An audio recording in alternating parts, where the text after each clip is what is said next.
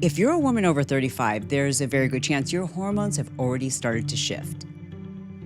And it's not surprising because most medical doctors get less than 1 day of training around menopause and hormonal care for women.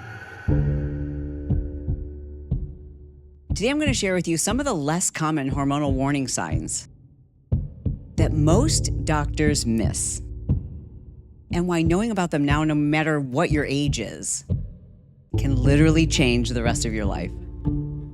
Less than 4% of women understand the impact that hormones have on their brain, their body, their bones, their desire, motivation, energy, fat loss, and more.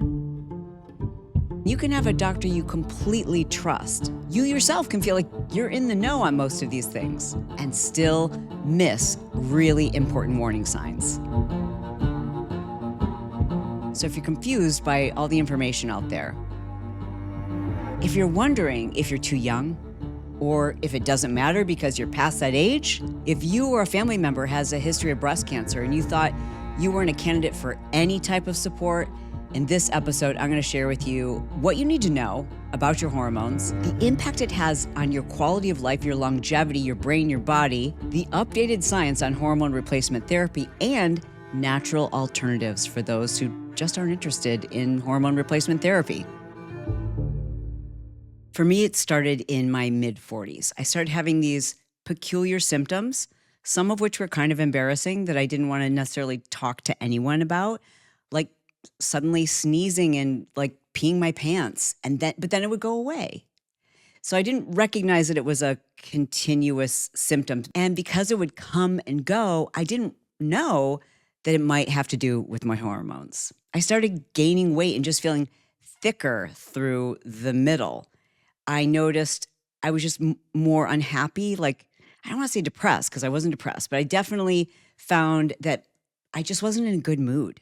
And I told myself, oh, this is because I'm gaining weight. That no wonder I'm in a bad mood. And I'm not sleeping well because of my habits. Like all these different things that were happening to me, I just assumed, oh, this is something I need to fix.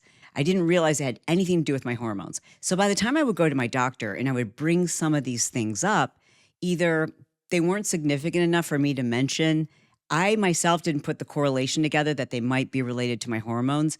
And when I did bring some of my concerns to my physician, he said literally, welcome to aging. This is perimenopause. It was just very dismissive and there were no real solutions. He didn't explain to me even what that was. I didn't know what it was. And I certainly don't blame him or most physicians. We expect them to be experts on every system of the body, and it's just not realistic. Unfortunately, the average U.S. medical student gets about 8 hours of training regarding menopause and that transition from perimenopause into menopause. And the North American Menopause Society says that most women begin to experience symptoms between 7 to 10 years before they hit menopause. So just a quick reminder, menopause is a term that's used to describe a woman after she has gone 365 days without having a cycle. So once you've gone 365 days, on that day, that's menopause. The day after, 366, you're postmenopausal. And because most women struggle the most during perimenopause, like that's when it is most unpredictable because your hormones are going up and down, because your symptoms aren't every day, and because you really don't know what's going on. All we ever hear anyone talking about is menopause. And so by the time you've reached menopause and you struggle through those couple of years once you're in menopause, which might explain why many women, once they're postmenopausal, they're like, this is easier than what I was dealing with before. So now I guess I don't need to worry about my hormones. But we've been misled. I don't know if we've been misled, or maybe better stated, we haven't been given the right information. Our practitioners, many of them, most of them, are operating off of science that's outdated by 25 years. The average clinician is operating off of the Women's Health Initiative report from the year 2000, which was a faulty report with tremendous marketing power behind it. The headlines all read that hormone replacement increased a woman's risk of breast cancer. it's later been determined that those studies were flawed. And we've since learned so much more about the protective nature of our hormones, that it's not just about feeling great or looking younger. It's about the protective nature for our heart, our bones, and preventing all-cause mortality, including cancer. Excuse me. It's me interrupting me to remind you of something that I just learned from our YouTube rep, that a lot of you have been watching the videos and you think that you're subscribed. Either you're not subscribed for some reason, and most importantly, so many of you have not yet turned on the notification bell. So while you're watching on your phone, this is what the notification bell looks like. And you just tap on that, and all that does is it will notify you once a week when I upload a new video. And I would love for you to click that notification bell and to make sure you're subscribed. Here's where the subscribe button is. You can see that on the screen, and all you do is click on. Both those things are free, and that's how we help each other out. All right, back to our show. So why do most medical professionals operate off of this outdated information? And the answer is because there's just not enough marketing dollars behind the new science and getting the word out. So we have to rely on doctors who are doing their best to make sure that women have this information. Now, I'm going to lay it all out for you. I'm going to share with you so you understand what's happening in your body, and so that you've got the right type of questions to go to your doctor with. I also want to highlight some of the most common symptoms that are often missed by clinicians, but they relate to your hormones. And I want to cut to the chase and assure any woman who's watching who is over 35 and having some of these symptoms, the time to find a clinician who will listen to you and start you earlier instead of later on hormone replacement therapy is right now. And they're out there. Not always easy to find, but I've got some tips for you there too.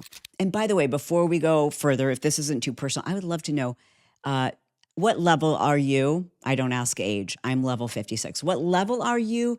And are you doing HRT, some form of HRT, yes or no? If you could let us know below in the comments. I want to keep track of this. I'm really curious if the average statistics line up with my viewers here on YouTube.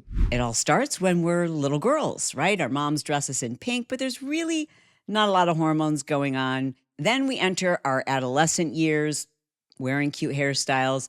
Once puberty hits, that's when hormones are like, knock, knock, knock, hi there, we're here to disrupt things. And when a young woman goes through puberty, as you know, like mood is everywhere, acne popping out, the body shifts and change. I don't know about you, but I was like, definitely, puberty was a chubby stage for me. And it was the first time in my life that I remember feeling like awkward in my own body. Sound familiar later in life? So then we enter into what's known as our fertility years. And this can start from basically around age 16 to 35. And that's when our hormones kind of level out.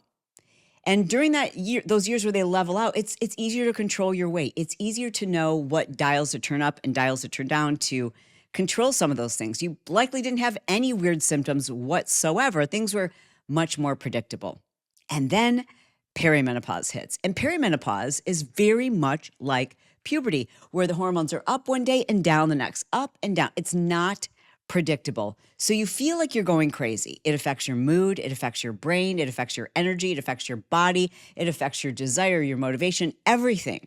And you literally can feel like you're going insane. It's at this stage that most women will end up going to their doctor and saying, like, I don't know what's going on, but I'm having a tough time sleeping. Over 80% of women going through perimenopause experience sleep disturbances. You'll notice that your body fat shifts, like you're carrying weight in ways and places you never did before. And it can be very frustrating. And this is where we see that weight gain. And then you really start to wonder, like, okay, is this weight gain? Is this why I'm sad and moody and depressed and angry and anxious and not sleeping well? And it's like you just start gaslighting yourself. And it is during this stage that all hormones begin to decline: estrogen, progesterone, and testosterone. These hormones are responsible for so many mechanisms in your body. Estrogen is responsible for heart health, bone health, fat distribution, skin elasticity, collagen production, brain function, sleep quality, libido, joint health, insulin sensitivity, body temperature regulation, energy levels, blood vessel function, cholesterol, breast tissue, uterine lining regulation, your immune system, stress response, Estrogen impacts your gut microbiome, your bladder function, the tissue moisture in your skin and organs. It affects inflammation, wound healing, dopamine and anxiety regulation, blood pressure, memory, coordination, balance, thyroid function, and of course, metabolism. As these things decrease, it shows up in our bodies. But estrogen isn't the only hormone that is decreasing. Our testosterone begins to decrease at this stage too, which impacts our muscle development, bone density, muscle recovery, exercise performance, energy, mood, dopamine, sexual desire, motivation, confidence, fat distribution. So therefore, metabolism, insulin sensitivity, cognitive function, sleep quality, joint health, thyroid function, cortisol regulation, and tissue healing, just to name a few. And now that we're not producing as many eggs, progesterone just about disappears. And progesterone is what tells our bodies to relax, to stay calm. It regulates our stress and cortisol. It supports our memory and cognition, our heart health, thyroid function, digestion, gut health, as well as serotonin production. So it's no wonder we've got sleep disturbances. In this graph, you can see how there's that major fluctuation during the perimenopause phase of our lives. But it's postmenopausal where things just continue to decline. But the thing is, we just kind of get used to it, which is why so many women who are postmenopausal believe, well, it's too late and my symptoms aren't that bad because they've just gotten used to them. But what they don't realize is it's not just about symptoms. It's about longevity. It's about protecting your heart health and your bones and your muscles and your brain and your cognition and all of these things that allow you to live and age powerfully. Now, as I said, hormones are protective and the body is really smart. And its job is to keep us alive. So as those hormones begin to go bye-bye, the body says, okay, let's protect her with visceral fat. So it increases the amount of the size of your fat cells and wraps that fat around your organs. That's what we call visceral fat. So there's subcutaneous fat that's just like right underneath the skin. That's usually what we can see when we're talking about cellulite. But it's visceral fat that's the most dangerous of fats because even though it's not a hormone, fat tells your body what to do. Fat tells your body to increase inflammation. It tells your body to increase hunger hormones. And it drives up insulin resistance. In other words, your cells no longer know what to do with the sugar and it just continues to store more body fat, which explains why 50% of women in this stage are overweight or obese in the United States. That's not just a coincidence. That's hormones. This is what's happening in our bodies. So we've got some choices. Ideally, you want to bring your hormone levels back to where they were, at levels that give you the energy, give you all the things that make you who you are. It's no wonder that when these things start to decline, we feel like, I don't even feel like myself. I don't look like myself and I don't feel like myself. I hear so many women saying that. And if you look at all of the things that our hormones are responsible for, it's like who we are. It's how we think. It's how we move. It's how we recover. It's our energy. It's our mood. It's all these things. And so if all the things that make us who we are suddenly in decline, it's no wonder we feel like a stranger in our own bodies. What can you do about it? Well, first, I just want to say that my number one recommendation for you is to have solid information. You need to know that you deserve to have answers. And I don't care how long you've been with your physician, your clinician, the person who's been advising you, maybe it's your OBGYN or your general practitioner, and you love them and you trust them. If they aren't specifically trained in women's hormone health, there's a very low likelihood that they're up to date, and you can't even blame them. They can be the smartest doctor in the world. If they don't have this specialty training, they're expected to be experts in so many other areas. They're not likely to have the latest research. That means you've got a couple of choices. Number one, you can do all the research and bring it to them and ask them to look at it. I don't know, that sounds kind of uncomfortable. Or you can find a clinician to specifically address your hormones who's also willing, if you don't want to leave your GP, who's also willing to work with your general practitioner. But this type of care, in my opinion, is like, it's our birthright. And it's criminal that this information isn't available to most of us. And it's criminal that 50% of the population, 50% of our lives, they don't know what to do with us. So my recommendation is number one, the younger you are, the earlier you want to consider getting your hormone levels tested, paying attention to your symptoms. that means you should create a running tracker. I like for you to just use your phone. Anytime you have like a weird symptom, list the date, how long it lasted, where you are in your cycle if you're still getting it, list how many days, irregular periods is one of the most common signs and symptoms.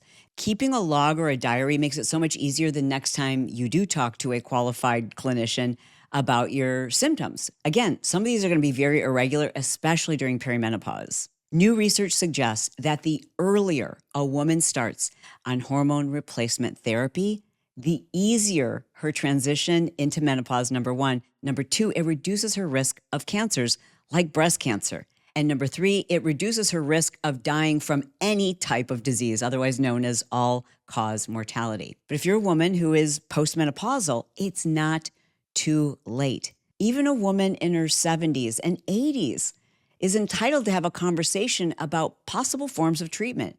Now, it won't necessarily be the same as a woman who's in her 40s and not yet in menopause, but there's relief for thinning vaginal tissues, dry skin, and other ways that you can improve your hormone levels through lifestyle. Again, I am not faulting our medical professionals. Thank God we have them. But our system has set up to not to address hormones. And so you can have a very qualified OBGYN, oncologist, or general practitioner who's going to err on the side of caution. And if breast cancer is part of your medical history, whether yours or family members, they may tell you that you are absolutely not a candidate for any type of hormone replacement therapy. But I want you to know that that should be a nuanced conversation. There are some forms, of course, I'm not your doctor, but I want you to be curious enough to look into what type of relief is perfectly appropriate and proven to be safe. And one of the best ways to do this is to work with a doctor who's up to date, who's trained specifically. This is like all they do is treat women's hormones. They are living in the science. I think for many of us, when we walk into a doctor's office and they're wearing a white lab coat, we just had this belief that we shouldn't question them, that it would be offensive to ask them additional questions or about their training or their background. And I understand that. But this is just too important for us to worry about being a people pleaser. I'm not your doctor, but I do want to share with you my personal opinion when it comes to finding a qualified clinician. Because again, I loved my doctor. I think he's one of the smartest men on the planet. But unfortunately, this was not his area of specialty. I personally believe if you want quality care, you need a doctor who's either NAMS certified or has specialty ongoing training as it relates to menopausal care. I think that you need to find a doctor who is going to offer you more than one option. Like some doctors, they're just like, oh, every woman goes on the testosterone pellet. A qualified clinician is going to talk to you about all the different options and the pros and cons of each. My current clinician has allowed me to try different forms. Like I didn't love the estrogen cream. It didn't work with my lifestyle. Does that mean it's less effective? What about taking a pill form? What about a troche form? What about a patch? And I was able to have a conversation about all these different forms where she wasn't telling me what I had to do, but was laying out all the pros and cons. You want to have a clinician that's not just willing, but has the time to have these discussions with you and have empathy and will actually listen to what it is your needs are and your questions and your concerns. Now, some very qualified clinicians when it comes to hormone care just look at symptoms and others just look at blood work. Again, my personal opinion is I don't want to work with a clinician that just looks at one or the other. I want a clinician who's going to look at both. Because even if my labs come out normal, quote unquote normal, if my symptoms aren't normal, then we've got to factor that in. Doesn't that just make sense? And some women aren't in tune enough with their bodies to even track or recognize symptoms. Like so many women don't know that they feel like crap until they feel good again. And they're like, oh my God, I didn't even realize that this is what I used to feel like. And they wouldn't have known that unless their clinician was working off of blood work. So you want to ask for a complete hormone panel. If you have to argue or plead with your clinician to do blood work and testing, you probably have the wrong clinician. You got the wrong person. You got the wrong expert. Run. And lastly, I would ask some questions of your clinician before you really commit to them to understand, like, where are they coming from? Are they willing to be patient and work with you? For those of you who've never embarked on the journey of hormone replacement therapy, listen to me very clearly. It's not a miracle fix. What it does is it levels the playing field. It's not going to miraculously make you lose weight or miraculously heal your body. What it does is it's protective. It restores you to where you were. But the biggest difference is when you combine that with lifestyle changes. Unequivocally, the women who have the best results when it comes to controlling their hunger hormones and reducing their symptoms and improving their quality of life are taking an approach that involves eating healthy, regular, daily exercise like zone 2 walking, lifting heavy weights, setting a consistent bedtime, and sticking to a consistent wake time, cutting out alcohol, minimizing your exposure to toxins, and reducing stress. Yeah, all of those things. Those are all natural ways to help you balance and restore some of your hormones. You can naturally improve human growth hormone and testosterone just by lifting weights. So women all the time will say to me like, there's no hope for me because I want to stay away from hormones because of breast cancer. I'm here to tell you there are natural ways to improve this. There's natural supplements that you can take to improve your response to hunger hormones and so much more. But finding a clinician who will talk to you about these things is worth the effort. Okay, so now some real talk about the expense of that care.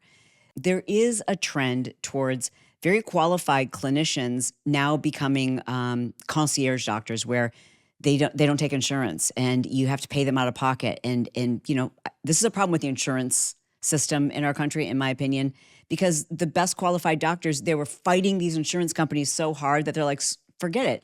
I'm just going to take care of those women who can afford to pay me out of pocket for my care. And there's some amazing ones. And so you want to ask your girlfriends. You've got girlfriends who are in the know, who live in your state, because you need to be treated by somebody who's in your state to work with a compounding pharmacy. So ask around to find a great expert. Get referrals from your friends. You can go online and look on Yelp, etc. Those are great ways too. But if you live in an area where it's just so hard to find someone like this, consider telehealth options. And there's a bunch of different companies out there that offer hormone health care. I'm a little concerned about some of them. I feel like there's a lot of companies just popping up because they know that there's this need in the market. So do your research and make sure it's a company that this is what they specialize in. Because there's a lot of telehealth companies now that are pushing peptides and hormone care and GLP-1s, and they're trying to make a fast buck. And, it's like anything. Not all care is created equal. I personally researched and found a company called MIDI Health, and I'm very proud to recommend them to you because this is a company created by women for women, and it's all they do. They just treat women's hormone health, and every single clinician that's there, that's their specialty. And they do accept most insurances. If your insurance company isn't covered, that's a problem with your insurance company, not with MIDI. They keep adding more and more insurance companies that they're working with today. And I just don't know of a company that accepts as many insurance companies as MIDI does. Anyways, I'm going to put a link here. It's chalene.com/MIDI.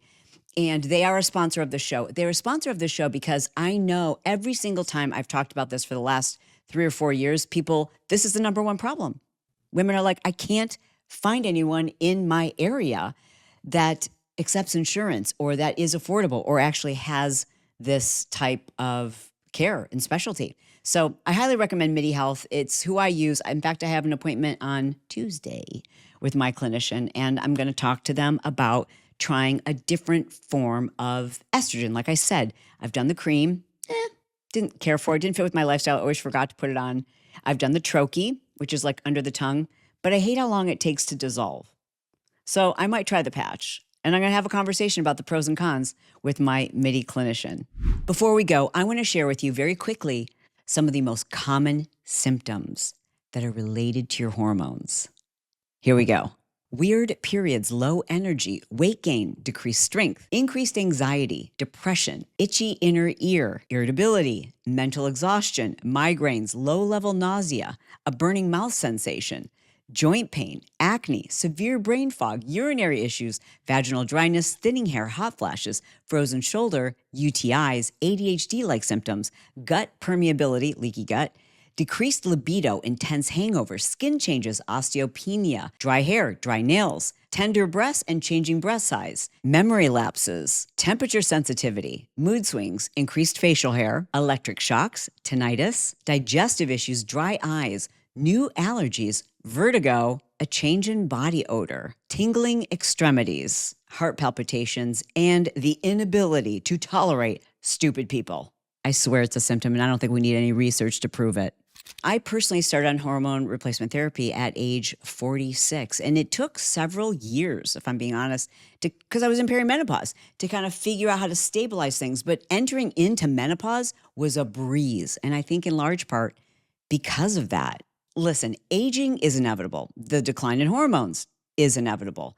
But feeling like crap, feeling like a stranger in your own body, hating what you see in the mirror, and feeling and looking 10 years older than you are, those things are not inevitable. You deserve help. You deserve support. You deserve all the information to make an informed decision that's right for you. By the way, I host an event every single year for women who want to learn more about all these things and how to really age powerfully in every area of your life. It's called Camp Be More. At the time that I'm recording this, we have most of our seats are sold out, but there's still some available. So if you act now and you click on the link below this episode, I'll pin it right at the top. I would love to have you join us. It's an amazing experience for women in this season because this stage should be the after party. It really is so much more fun when you've got the right information and a great group of gals around you to support you. And I'd love to meet you in person. If you enjoyed this episode and you'd like to learn more about the supplements that help you to improve the signs of aging, check out this episode.